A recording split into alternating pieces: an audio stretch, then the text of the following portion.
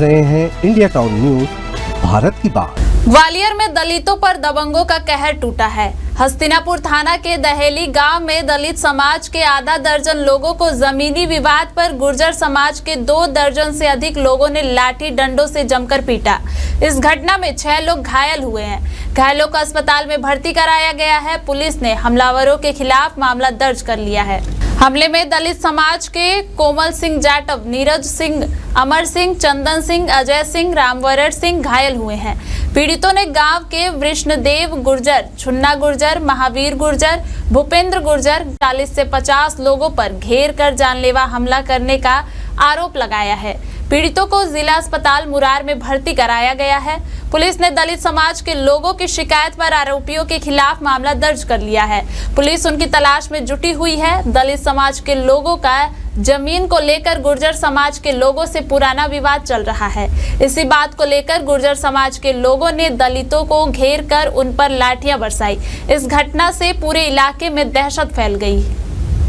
देखिए, थाना हस्तिनापुर में ग्राम दहेली की एक घटना सामने आई है। इसमें राम स्वरूप जाटव है जो अपने खेत पर खेत जोतने के लिए गए, तो वहीं पर एक बसंबर राज गुर्जर और उनके साथ तो अन्य लोगों द्वारा इनको जब खेत को जोतने से मना कर दिया। इनमें आपस में विवाद हुआ तो इन्होंने राम स्वरूप जाटव और उनके परिवार के कई लोगों के साथ में इन 8 लोगों ने मिलकर बसंबर गुर्जर, महावीर गुर्जर और अन्य 9 लोगों द्वारा इनके साथ लाठी डंडों सरियों से मारपीट कर दी गई, जिसमें ये घायल हुए। इस पीड़ित की शिकायत पर इसमें अपराध पंजीकृत कर पेशनामा लिया गया। चूंकि मामला अनुसूचित जाति जनजाति का भी है तो इसमें उन धाराओं में भी अपराध में पंजीकृत धाराएं लगाकर इसमें अपराध पंजीकृत किया गया। इसमें हम और भी साक्ष्य संकलन करके आगामी कार्रवाई कर रहे हैं। शीघ्र इसमें आरोपी गिरफ्तार भी करेंगे। ग्वालियर के बंशीपुर में बाइक हटाने को लेकर हुई मामूली विवाद में फायरिंग हो गई। आरोपी सूरजपाल ने अपने साथियों के साथ मिलकर युवक राकेश राठौर के घर फायरिंग कर दी। दिल्ली से अपने ससुराल आए रामलखन राठौर को गोली लगी है। उसे मुरार जिला चिकित्सालय में भर्ती कराया गया है। उसकी हालत खतरे से बाहर है। घायल रामलखन राठौर ने बताया कि उसका साला राकेश राठौर बाइक से बाजार जा रहा था। रास्ते में सूरजपाल की मोटरसाइकिल खड़ी थी। राकेश राठौर ने सूरजपाल से मोटरसाइकिल हटाने को कहा। यह बात सूरजपाल को अच्छी नहीं लगी। उसने राकेश राठौर को जान से मारने की धमकी दी और वह थोड़ी देर बाद अपने साथियों के साथ राकेश के घर पहुंच गया। इन लोगों ने राकेश के घर पर अंधाधुंध फायरिंग की। रामलखन राठौर को गोली लग गई। राकेश राठौर की शिकायत पर सूरजपाल और उसके अज्ञात साथियों के खिलाफ मुरार थाना पुलिस ने मामला दर्ज कर लिया है। पुलिस उनकी तलाश में जुट गई है, लेकिन फायरिंग से शहर की कानून व्यवस्था पर सवाल खड़ा हो गया है। रहने वाले हैं नारायणपुर के और दिल्ली रहता हूँ। तो यहाँ पूजा के लिए आए थे हम। और हमारे साले साहब हैं राकेश राठौर, उनके बाइक के पीछे विवाद हुआ था। विवाद होते होते उनने बोला तुम्हें घर से आके घर से खींच के मारेंगे करते हैं। सूरजपाल ने करते हैं। सूरजपाल ये वहीं बंसीपुरा में रहता है करते हैं। और उसके बाद वो घर पे आगे करते हमारे राकेश साले साहब। तो वो फिर जैसे 10-50 आदमी इकट्ठे हो गए। पर उन्होंने 10-50 इकट्ठे होने के बाद फिर वो लोग आए और फायरिंग अंधाधुंध फायरिंग की है। अच्छा, हाँ। लगभग वो तो फायरिंग करे, फिर मेरे तो लगी, फिर लेके इधर आगे करते हैं। तो आपके ऊपर जानबूझ की गोली चलाई गई? अरे तो जानबूझ की ही क्या करते हैं, फायरिंग करिए करते हैं। नहीं जो बताओ फायरिंग करने के लिए आए तो जानबूझ की ही करिए फायरिंग। हमारे साले साहब पे फायरिंग करने के लिए आए थे करते हैं। और भाई ये पीरियड में मैं था करते हैं। थाना मुराद क्षेत्र में बंसीपुरा के पास में एक बाइक सवार के बीच में विवाद हुआ था। इसमें रोड से गाड़ी हटाने को लेकर ये आपस में इनका झगड़ा हुआ। बाद में ये जो दूसरा पक्ष जो है बाइक सवार घर पर पहुंचा। वहाँ रामलखन राठौर और जो बाइक चालक थे राकेश राठौर, इनके साथ में इनके द्वारा मारपीट कर दी और इसमें फायरिंग की घटना को भी अंजाम दिया। इसमें रामलखन राठौर जो है घायल हुए। पुलिस टीम इसमें मौके पर घटनास्थल पर पहुंची है। वहाँ CSP और जो अन्य अधिकारी है सभी वहाँ मौके पर पहुंचकर पीड़ित का वहाँ मेडिकल करवा रहे हैं। इसमें हम अभी जो अपराध पंजीबद्ध कर पेशनामा भी लेंगे और इसमें शीघ्र आरोपी गिरफ्तारी हेतु जो भी प्रयास है वो करेंगे। भोपाल के प्रसिद्ध शायर, संस्कृति कर्मी और पत्रकार बद्रवास्ती पर असामाजिक तत्वों ने हमला कर दिया और अब उन्हें जान से मारने की धमकी दी जा रही है। वास्ती ने मामले की शिकायत की तो अब उन पर शिकायत वापस लेने का दबाव डाला जा रहा है। शायरवास्ती को पुलिस सुरक्षा मुहैया कराने और उन पर हमला करने वाले असामाजिक तत्वों के खिलाफ कड़ी कार्रवाई की मांग को लेकर भारतीय कम्युनिस्ट पार्टी के मध्य प्रदेश राज्य सचिव कॉमरेड शैलेंद्र शैली के नेतृत्व में गणमान्य नागरिकों के एक प्रतिनिधि मंडल ने भोपाल के पुलिस आयुक्त हरि नारायण चारी मिश्र से उनके कार्यालय में भेंट की और उन्हें ज्ञापन दिया। पुलिस आयुक्त मिश्र ने प्रभावी कार्रवाई करने का आश्वासन दिया। प्रतिनिधि मंडल में कॉमरेड शैलेंद्र शैली, शायर बद्रवास्ती, वरिष्ठ साहित्यकार राम प्रकाश त्रिपाठी, संस्कृति कर्मी और पत्रकार अनिल धीमान, समाज सेवी मोहम्मद इफ्तिखार खान लालू और रजा दुरानी शामिल थे। बताया गया कि विगत कुछ दिनों से असामाजिक तत्वों ने शायर बद्रवास्ती पर हमला कर उन्हें गंभीर रूप से घायल कर दिया था। इस संबंध में पुलिस थाने में शिकायत करने पर असामाजिक तत्वों के खिलाफ कार्रवाई की गई थी, लेकिन उन असामाजिक तत्वों द्वारा अब बद्रवास्ती को शिकायत वापस लेने पर जान से मारने की धमकी दी जा रही है। पुलिस अधीक्षक अगम जैन के निर्देशन में ऑपरेशन विश्वास के तहत साइबर सेल एवं थाना प्रभारियों की संयुक्त टीम द्वारा गुम हुए और चोरी गए 128 मोबाइल फोन को ट्रेस करने में सफलता पाई गई है। आज पुलिस लाइन के कॉन्फ्रेंस हॉल में आवेदकों को मोबाइल फोन लौटाए गए। एसपी अगम जैन ने बताया कि बरामद किए गए 128 मोबाइल फोन की अनुमानित कीमत 20,48,000 रुपए है और इन्हें मध्य प्रदेश और उत्तर प्रदेश के विभिन्न जिलों से बरामद किया गया है।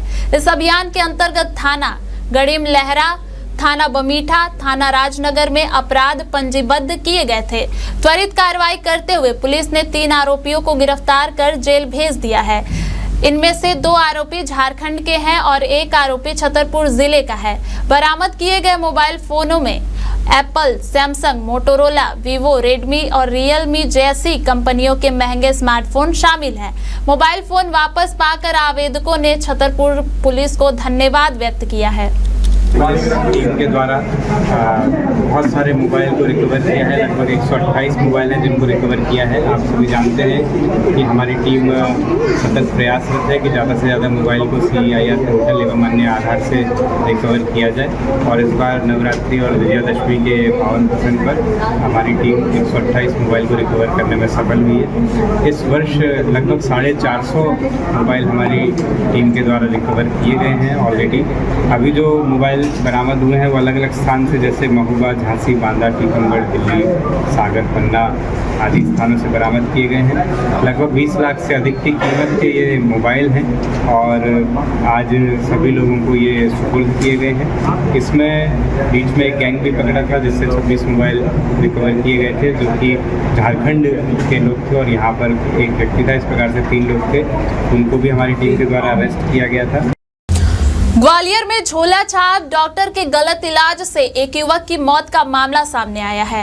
मृत युवक के परिजनों ने डॉक्टर पर आरोप लगाते हुए कहा कि गलत दवाई देने की वजह से युवक की मौत हुई है। पुलिस ने शव को पोस्टमार्टम के लिए भेज दिया है। पुलिस का कहना है कि पोस्टमार्टम रिपोर्ट आने के बाद ही आगे की कार्रवाई की जाएगी।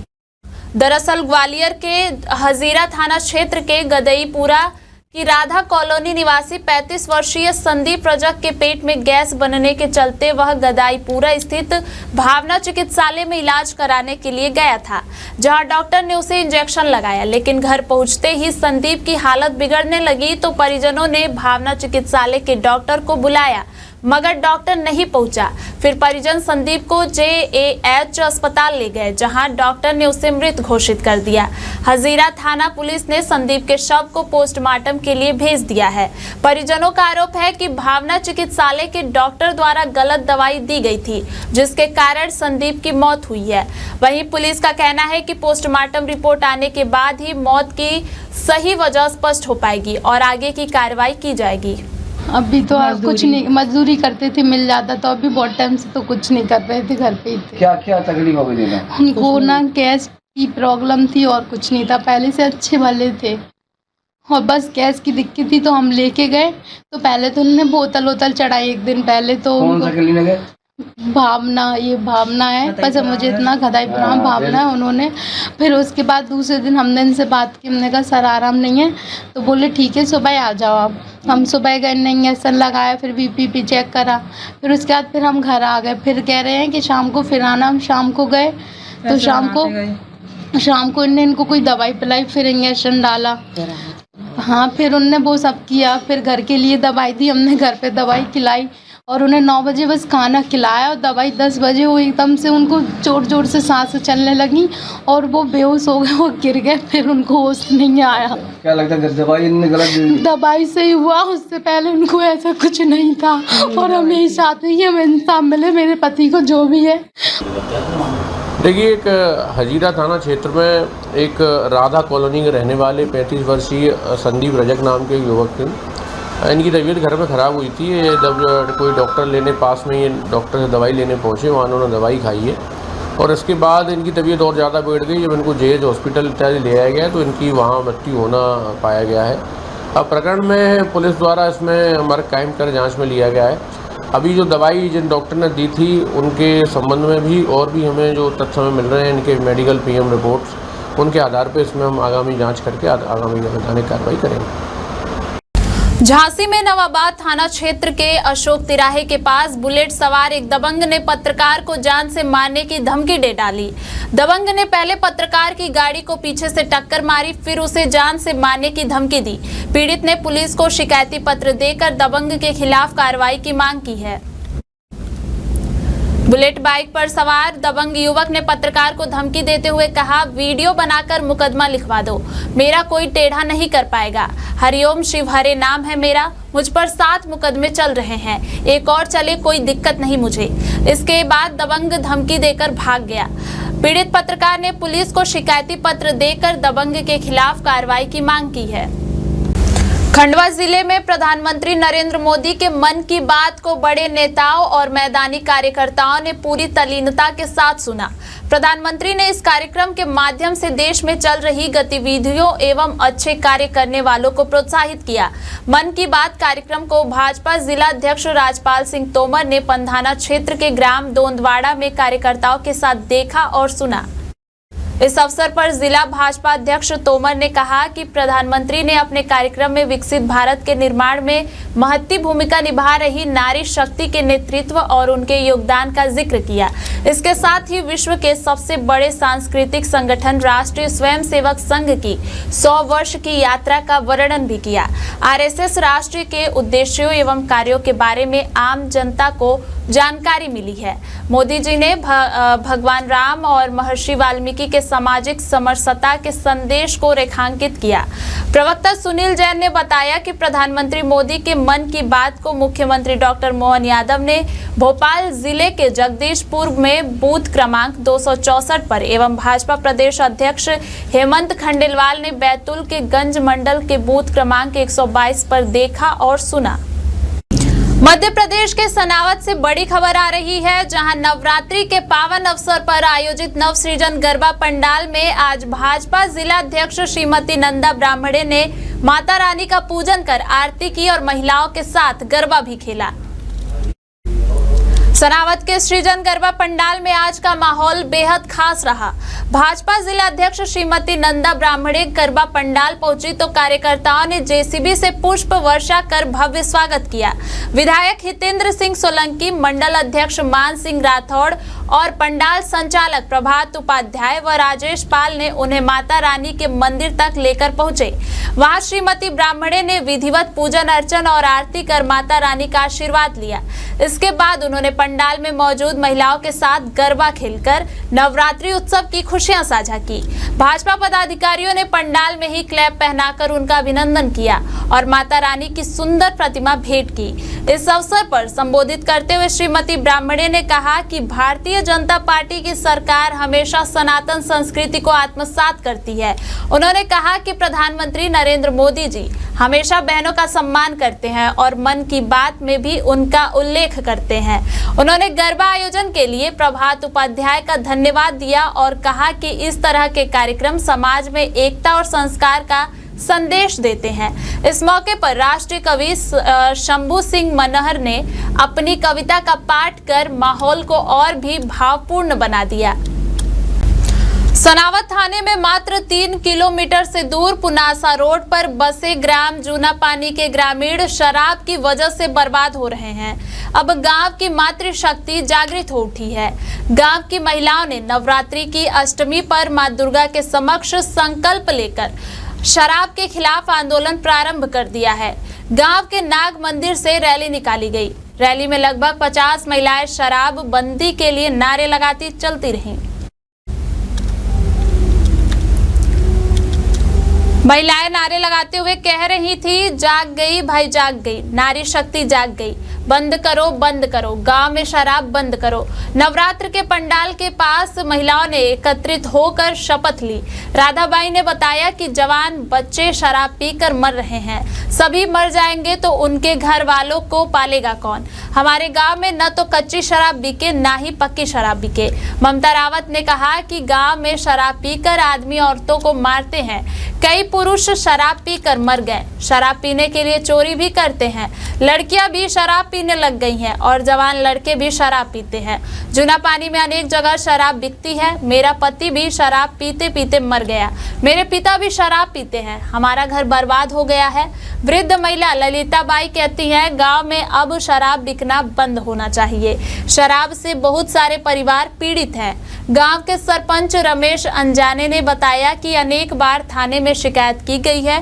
गांव में कच्ची और पक्की शराब बिकती है। नर्मदा किनारे के ग्राम डुकिया बिलिया एवं झिलार के जंगलों में कच्ची शराब बनाकर गांव में भेजे जाते हैं।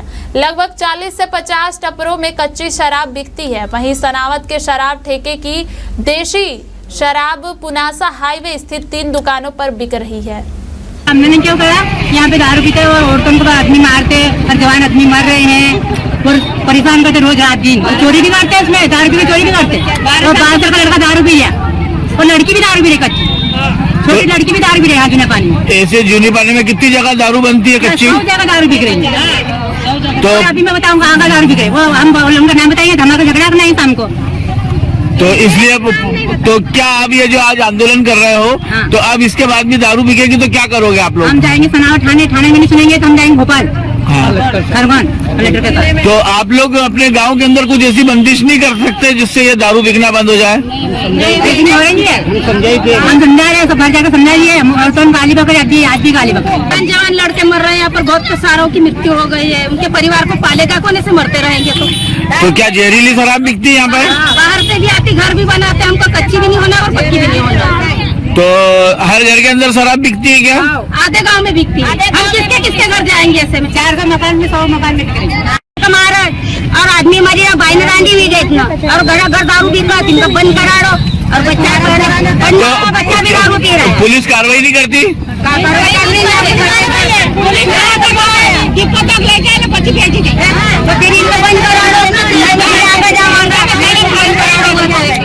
ये आंदोलन आपका सतत रहेगा?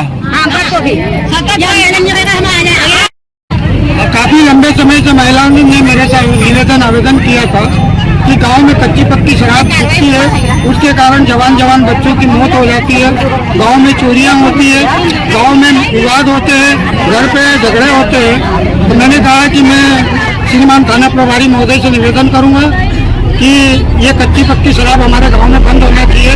तो उन्होंने भी मुझे अवगत कराया और आश्वासन दिया कि सरपंच साहब आप महिलाओं को तैयार करें और एक ज्ञापन बनाएं और ज्ञापन के माध्यम से हमें सूचना दें कि कहाँ पर कच्ची शराब बिकती है। तो इस तरह से महिलाएं एकत्रित थी। यहाँ महिलाओं का भी मैं बहुत बहुत धन्यवाद करता हूँ कि इन्होंने आज अपनी जागरूकता दिखाई और शराबबंदी के लिए लड़ रही है।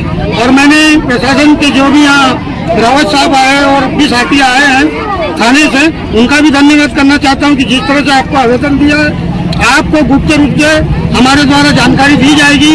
आप उस जगह पे दारूबंदी के लिए जो भी आपसे सख्त कार्रवाई करना पड़े आप करिए। अगर आप इस सख्त कार्रवाई को नहीं करोगे तो हमें आगामी और अन्य जगह इसकी बात रखने को मजबूर होना। ज्ञापन में कि यहाँ पर अवैध शराब बनती है और पीने वालों से बेचने वालों तक संबंध में आवेदन दिया है।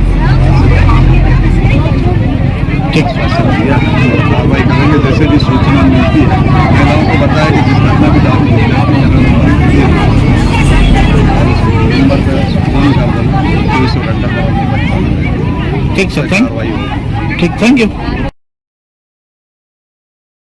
उमरिया जिले में नौरोजाबाद के बाजारपुरा वार्ड क्रमांक 7 में दिन दहाड़े चोरी की वारदात हो गई। जानकारी के अनुसार बलराम पांडे के घर पर उस समय चोरी हुई जब वह अपनी दुकान पर थे और परिवारजन सब्जी लेने बाहर गए थे। चोरों ने मौका पाकर घर में हाथ साफ कर लिया। अभी तक ये स्पष्ट नहीं हो पाया है कि घर से कितनी नकदी या सामान की चोरी हुई है। पुलिस ने जांच शुरू कर दी है। दिन दहाड़े हुई इस घटना से क्षेत्र में डर का माहौल है। फिलहाल पुलिस आसपास के इलाकों में चोरों की तलाश में जुटी हुई है। झांसी से इस वक्त की बड़ी खबर आ रही है, जहां 3 दिन बीत जाने के बाद भी झांसी ग्वालियर, झांसी शिवपुरी और झांसी ललितपुर राजमार्ग पर लगा जाम खत्म नहीं हुआ है। पाल कॉलोनी के पास टनल निर्माण के चलते ये हाईवे पूरी तरह बाधित हो गए हैं। हालात ये है कि करीब 15 किलोमीटर लंबा जाम लोगों की मुश्किलें बढ़ा रहा है। झांसी की पॉल कॉलोनी के पास टनल निर्माण कार्य के चलते झांसी ग्वालियर राजमार्ग, झांसी शिवपुरी राजमार्ग और झांसी ललितपुर राजमार्ग पर भारी जाम की स्थिति बनी हुई है। लगातार 3 दिन से वाहन फंसे हुए हैं और जाम की लंबाई 15 किलोमीटर तक पहुंच चुकी है। NHAI द्वारा बनाई जा रही इस टनल का मकसद ट्रैफिक को सुगम बनाना था, लेकिन इसका असर उल्टा दिख रहा है। हाईवे पर जगह जगह वाहन फंसे हुए हैं और आम जन को घंटों परेशानी झेलनी पड़ रही है। झांसी से अमित राजपूत की खास खबर। जा रहे हैं दिल्ली।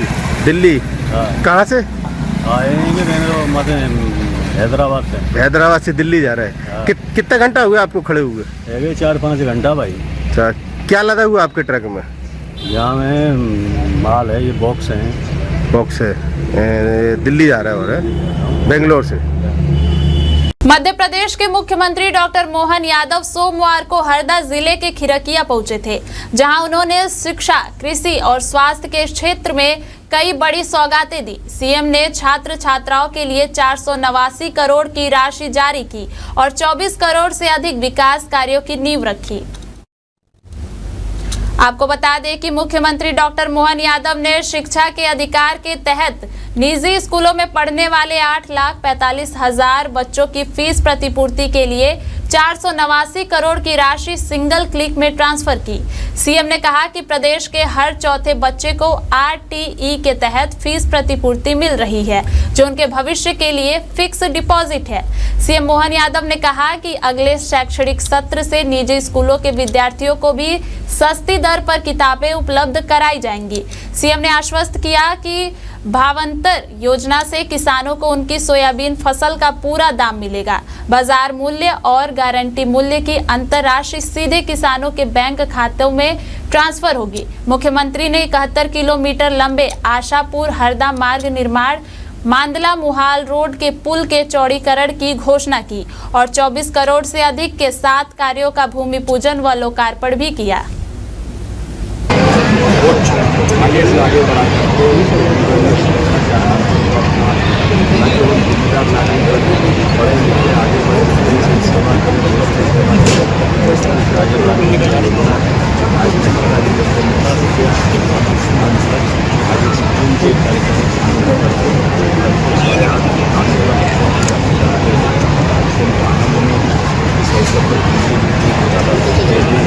हमारे यहाँ के माननीय हमारे सारे जनप्रतिनिधि और